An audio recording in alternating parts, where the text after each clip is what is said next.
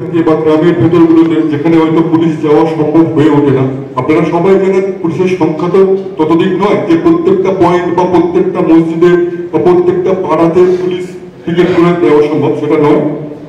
যদি কখনো কোনো সমস্যা হচ্ছে আপনারা নিজেরা ধৈর্যের সাথে সহনশীলতার সাথে আমাদেরকে জানাবেন, কোনো রকম কোনো অপ্রীতিকর ঘটনা ঘটাবেন না।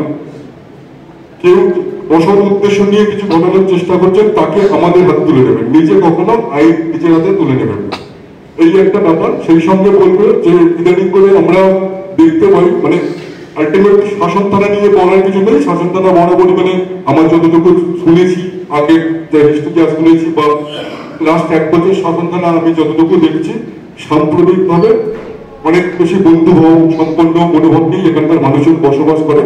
এখানে ওইসব ব্যাপার ট্যাপারগুলো খুব বেশি নেই, শান্তিপূর্ণ যেমন আছে আমি আশা করবো সেই শান্তিপূর্ণ থাকবে। কিন্তু তবুও ইদানিং করে কিছু জিনিস আমরা দেখতে পাই সোশ্যাল মিডিয়াতে, যেটা একটা পয়েন্ট আমার না বললেই নয়।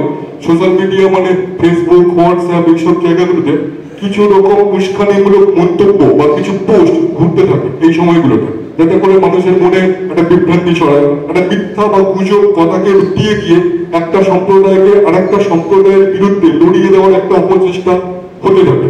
এই জিনিসগুলোকে কিন্তু আমাদের মাথায় রাখতে হবে। সেই ব্যাপারটা যেখানেই হোক, হয়তো 24 পরগনায় কিছু মানে দক্ষিণ 24 পরগনায় কিছু হয়েছে বা কৃষ্ণনগরে কিছু হয়েছে, যদি হয় সেখানেও প্রশাসন আছে, আমাদের মধ্যে যারা সরকারি কর্মচারী তারা আছেন, সেখানকার নেতৃবৃন্দ আছেন, তারা সেটা ব্যাপারটা দেখেন। আমাদের উদ্দেশ্য হচ্ছে আমাদের এলাকা, আমরা এই প্রয়োজন এখানে সমবেত হয়েছে আমাদের শাসন থানাকে কেন্দ্র করে। আমাদের শাসনের যে 4টে জিপি আছে, 4টে জিপিতে একদম কোনো রকম কোনো অপ্রীতিকর ঘটনা না ঘটে। আর যদি কখনো মনে হয় কোনো রকম কোনো প্রচার এইরকম কিছু সোশ্যাল মিডিয়াতে আসছে বা আপনারা দেখতে পাচ্ছেন, সঙ্গে সঙ্গে আমাদেরকে জানানোর প্রয়োজন মনে করলেন আপনারা জানান। সব থেকে খারাপ এটা যেন না হয় আমাদের এলাকার এই শাসন এলাকার কোনো মানুষের কাছ থেকে, কোনো ছেলের কাছ থেকে, কোনো ব্যক্তির কাছ থেকে এইরকম কোনো প্রচার, মিথ্যা প্রচার বা মিথ্যা গুজব কিছু এগুলোকে ছড়ানোর চেষ্টা করা একদম না হয়। যদি কেউ করেও থাকে আপনারা সবাই সচেতন মানুষ, আপনারা সঙ্গে সঙ্গে সেটাকে প্রতিরোধ করবেন এবং আমাদের নজরে নিয়ে আসবেন, এটাই আমাদের বলার উদ্দেশ্য। মানে আলটিমেট আপনারা সবাই বুঝতে পারছেন। সবাইকে ধন্যবাদ এই কারণে, সবাই খুব সুন্দর বলেছেন। আমরা কি করতে হবে না করতে হবে মনে হয় আমার আর বলার অপেক্ষা রাখে না। যারা এসছেন সবাই সুন্দরভাবেই ব্যাপারটা বোঝেন এবং বুঝিয়ে সবাই নতুন করে ভালো করেই বলেছেন। তো আজকে আমার আবার অনুরোধ যে আজকে যে আলোচনা হলো, আলোচনার পরে আপনারা যখন ফিরে যাবেন, যারা ইমাম সাহেব আছেন আপনাদের মসজিদে বা অন্যান্য যারা রাজনৈতিক নেতৃবৃন্দ আছেন ওনাদের ক্লাবে বলুন বা অফিসে বলুন বা পাড়াতে বলুন, অবশ্যই নিজেদের এলাকার মানুষজনকে নিয়ে বসবেন, বসে নিজেদের মধ্যে আলোচনা করবেন যে আমাদের প্রশাসনের পক্ষ থেকে পুলিশের পক্ষ থেকে সমবেতভাবে যে আপনাদের নির্দেশিকা বা আবেদন রাখা হলো সেগুলো যেন যথোপযুক্তভাবে পালন করে। এই ব্যাপারটা আপনারা কিন্তু জাস্ট আপনারা এখানে মিটিংটা করে গেলেন, গিয়ে যাওয়ার পরে নিজেদের মধ্যে রেখে দিলেন, তাতে কিন্তু আমাদের যে মিটিং এর উদ্দেশ্য সেটা কিন্তু সফল হবে না। কারণ এতগুলো শাসনের এত মানুষকে সবাইকে নিয়ে তো আমাদের মিটিং করা যা সম্ভব নয়, সেটা আপনারা জানেন। কিন্তু আপনাদেরকে দেখা হয়েছে এই কারণে আপনারা ফিরে গিয়ে আবার আপনাদের ছোট ছোট ইউনিট করে নিজেদের মধ্যে আলোচনাগুলো করবেন। সমস্ত পয়েন্ট প্রায় সব পয়েন্টে কিন্তু আলোচনা হয়েছে। যেমন ওই দিনগুলোতে দেখা যায় যে কিছু যারা ওই ইয়াং ছেলে যারা নতুন বাইক চালাতে শিখেছে বা নতুন বাইক কিনেছে তারা খুব র্যাশ ড্রাইভিং করে। এই যে ব্যাপারটা আলোচনা হলো সত্যি ভয়ঙ্কর ব্যাপার, যে উৎসবের দিনে কারোর প্রাণ চলে যাক সেটা একদমই কাঙ্ক্ষিত নয়। তো সেই ব্যাপারে আপনারা কিন্তু বলবেন, বা আজকের দিনে আপনারা জানেন যে বাইক চালানোর ক্ষেত্রে হেলমেটের ব্যবহার কিন্তু অপরিহার্য। মানে হেলমেটের যে ফাইন যেটা এখন অনেকটাই বাড়ানো হয়েছে, সেই অর্থে আপনারা হয়তো দেখতে পান আমাদের ট্রাফিকের দুজন অফিসার বসে আছেন, আপনাদের এলাকারই দুজন ট্রাফিক অফিসার, একজন খড়িবাড়ি দেখেন, একজন গোলাবাড়ি দেখেন।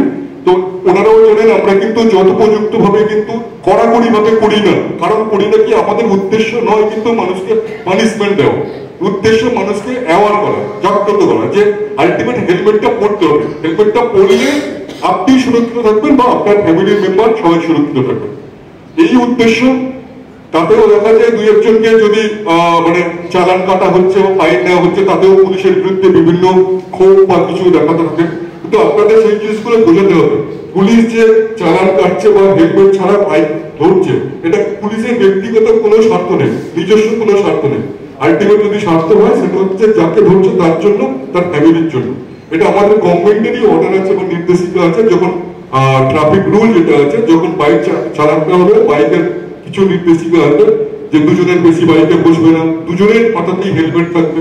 এই যে মিনিমাম নির্দেশিকা যেগুলো থাকে সেগুলো আপনাদেরকে পালন করার জন্য মানুষকে আরো বেশি করে সজাগ করতে হবে। এই প্রসঙ্গে আমরা বলে রাখি যে আপনারা আগেও আমি বলেছি যে আমাদের এই বিভিন্ন সময় দেখা যায় যে রোগ ভোগে বিভিন্ন মানুষ মারা যায়, মানে কেউ ক্যান্সারে মারা যাচ্ছে, কেউ টিবিতে মারা যাচ্ছে, বা হার্ট অ্যাটাকে মারা যাচ্ছে। সারা পৃথিবীর যদি পরিসংখ্যান দেখা যায় যে মানে এই রোগ ভোগে যত মানুষ মারা যায় প্রায় সমপরিমাণ মানুষ প্রথম সারির রোগগুলোর মতো আর কি রোড অ্যাক্সিডেন্টে মারা যায়। মানে রোড অ্যাক্সিডেন্টকে প্রিভেন্ট করাটা কিন্তু আমাদের খুব জরুরি। তো এই ব্যাপারটা আপনারা সবাই আমার এলাকাতে গিয়ে ফিরে গিয়ে আলোচনা করবেন। আর বিশেষ কিছু বলার নেই। আরেকটা ব্যাপার যেটা ওই বাঁকের মোড়ে যেটা হয় প্রত্যেকবারে আমরা দেখি অনুষ্ঠানের দিনে প্রচন্ড ভিড় থাকে। লাস্ট ইয়ার সম্ভবত ওখানে দোকানগুলো বন্ধ ছিল, চায়ের দোকানগুলো, মানে ঈদের সময়।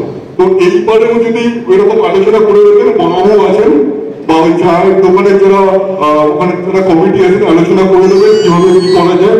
যদি সম্ভব হয় আমার মনে হয় ওই দিনটাতে চায়ের দোকানগুলো বন্ধ রাখলে মানে অনেকটাই ভালো হবে, প্রেসারটা কন্ট্রোল করা যাবে।